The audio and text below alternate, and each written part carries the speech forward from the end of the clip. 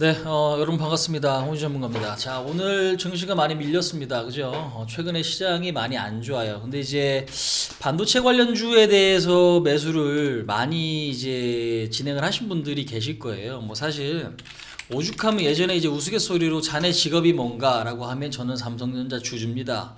이렇게 대답하시는 분들도 계셨다고 하니까 삼성전자로 수익이 난 개인들도 상당했던 시기가 언제? 작년 11월, 12월, 1월까지 였다라는 거죠. 근데 이제 그 주식을 팔았으면 다행인데 안 팔았으면 다시 오바이트 하는 거죠. 그죠? 그럼 이제 그런 이야기를 하기가 조금 민망해지는 상황들이 만들어질 겁니다. 그래서 일단 삼성전자가 지금 많이 올랐었고 최근에는 횡보를 좀 하고 있죠. 어찌 보면은 횡보를 해주는 것도 저는 좀 다행인 것 같아요. 그죠? 아직까지 힘을 갖고 있구나. 아, 힘을 응축하고 있구나. 이제 이렇게 이해를 해볼 수 있는 부분인 건데, 그러면 이제 반도체 관련주는 여러분들 왜 못 가나요? 라고 이제 궁금해 하시는 분들이 계실 것 같아서 제가 요거에 대한 답변을 좀 드려보도록 하겠습니다. 자, 일단 삼성전자 같은 경우는 우리나라 시가총액 1등입니다. 전 세계 여러분들 매출을 따지면 IT 탑이에요. 매출로 따지면 IT 탑이고, 반도체에서는 지금 시가총액이 TSMC랑 용호 상박이죠. 왔다 갔다 합니다. 그러니까 지금은 TSMC보다 살짝 좀 뒤쳐져 있는 걸로 제가 좀 알거든요. 근데 비슷비슷해요.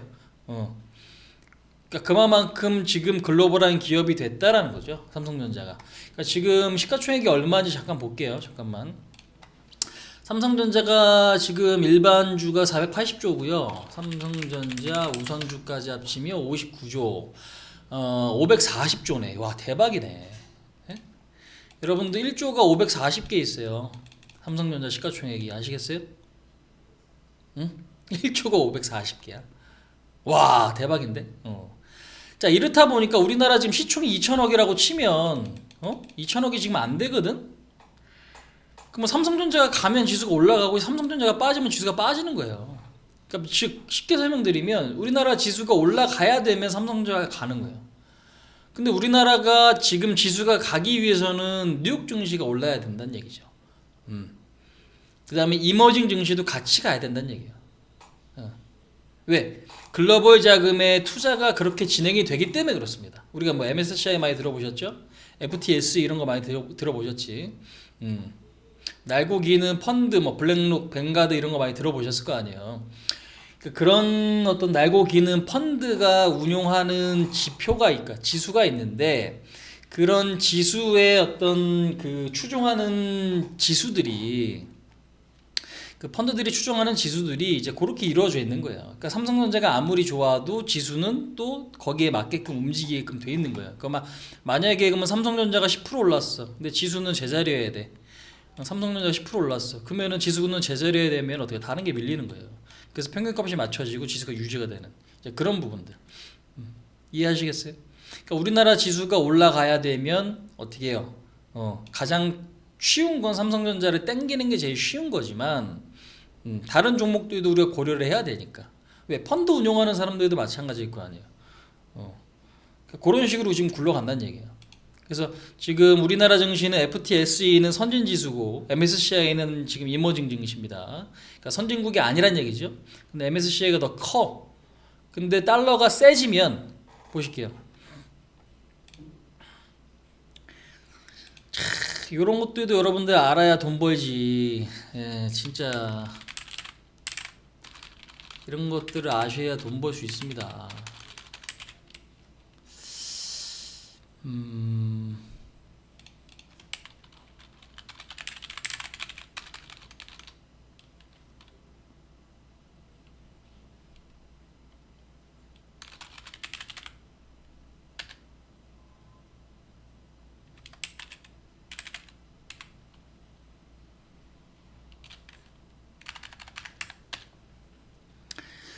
자, 일단 지금 보면은 달러가 지금 최근에 많이 강세를 좀 띄거든요. 아까 지표가 있었는데 여기 지금 안 나온다. 검색이 지금 안 돼요. 제가 지금 검색을 뭘 잘못 못 하고 있는 것 같은데 잘 안 돼요.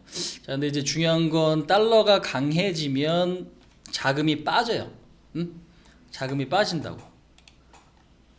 잠깐만요. 여기 있다. 아, 여기 있네. 봐봐요. 지금 우리나라 증시가 바닥 찍었을 때가 요때예요, 여러분들. 보세요. 작년 3월 코로나가 피크 때, 그때 고점이죠, 달러가. 그때 이후에 어떻게 계속 밀리잖아요, 그죠? 보시면 계속 밀립니다.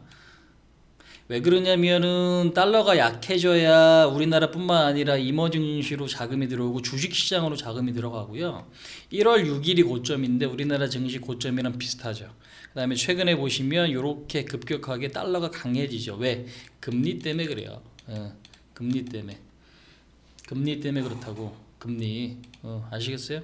그러니까 금리가 가격이, 그러니까 금리가 올라가니까 시중 자금을 흡수해. 달러 수요가 늘어난다고요. 그래서 지금 이렇게 되는 거예요.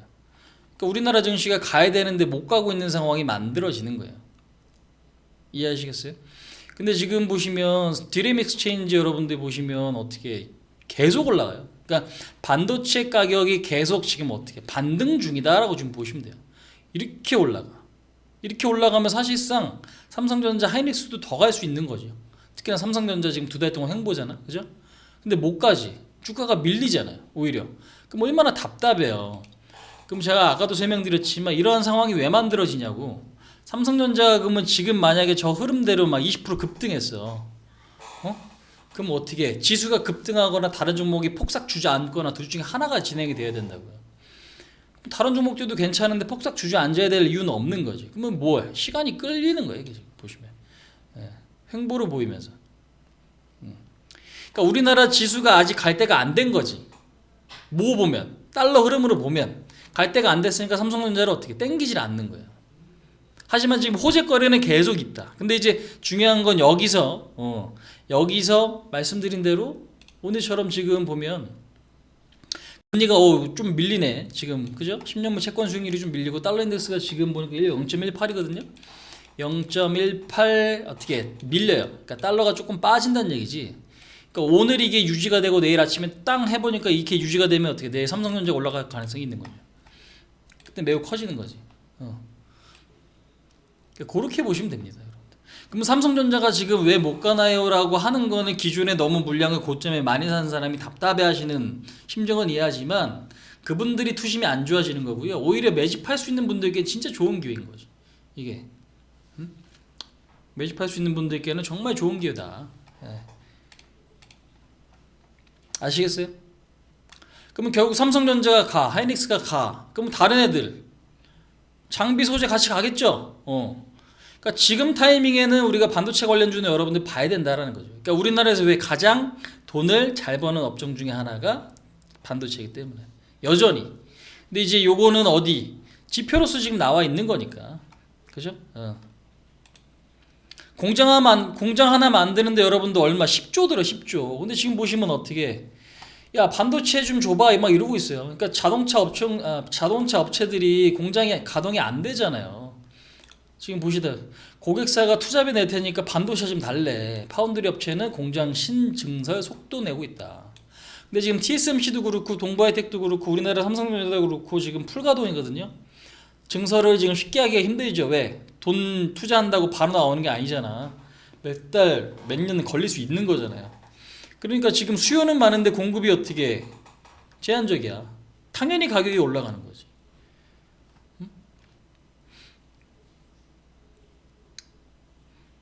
이 상황이 지금 계속적으로 이어지고 있어요, 여러분들. 삼성 오스틴 공장도 지금 어떻게 가동 중지돼 있잖아요, 그죠? 왜? 한파 때문에. 한파는 끝났지만 이제 가동까지는 좀 시간이 걸린다고 해요. 그럼 호재가 있는데 왜 못 가나요? 그럼 실적이 당연히 좋을 수밖에 없는 거거든, 이게. 결국에. 그렇다고 뭐 중국이 지금 우리나라를 뭐 대체할, 미국을 대체할, 아니면 대만을 대체할 기업을 지금 만드느냐? 안 되지. 미국이 지금 어떻게, 그러니까 중국은 안 되죠. 미국이 지금 제재를 계속 가해주고 있으니까. 그러니까 지금 횡보를 하는 게 입장 차이가 굉장히 큰 거야, 이게. 그렇기 때문에. 그러니까 호재는 오히려 있고 우리나라 증시에 가야 되면, 그럼 우리나라 증시에 가야 될 때는 여러분들 결국에는 그러니까 이 금리 이슈가 조금 수면 아래로 들어가고 뭐 나스닥이 이제 어느 정도 하방 경직성이 나오고 할 때 그럼 우리나라 증시가 올라갈 거거든요. 그러면 그때 부스터 걸릴 거예요.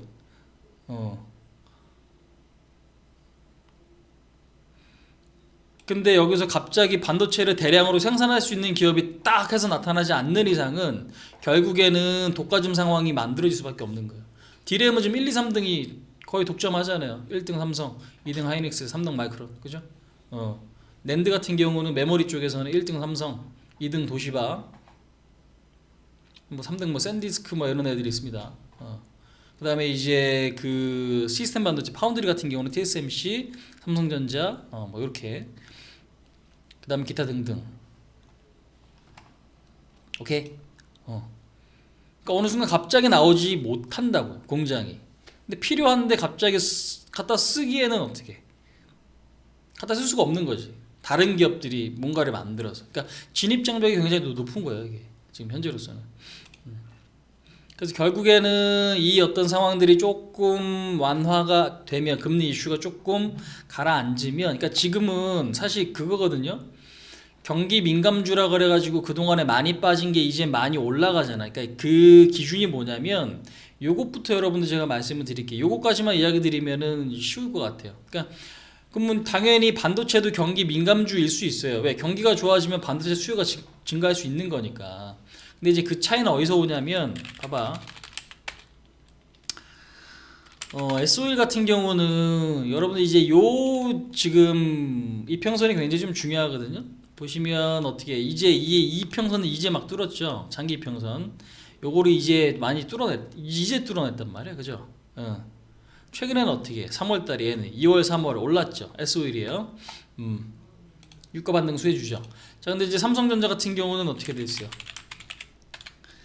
이 지금 장기 이평선이 요 밑에가 있어요. 요 밑에가 있어. 그럼 요 차이를 제가 지금 그림을 좀 줄여서 보여드리겠습니다.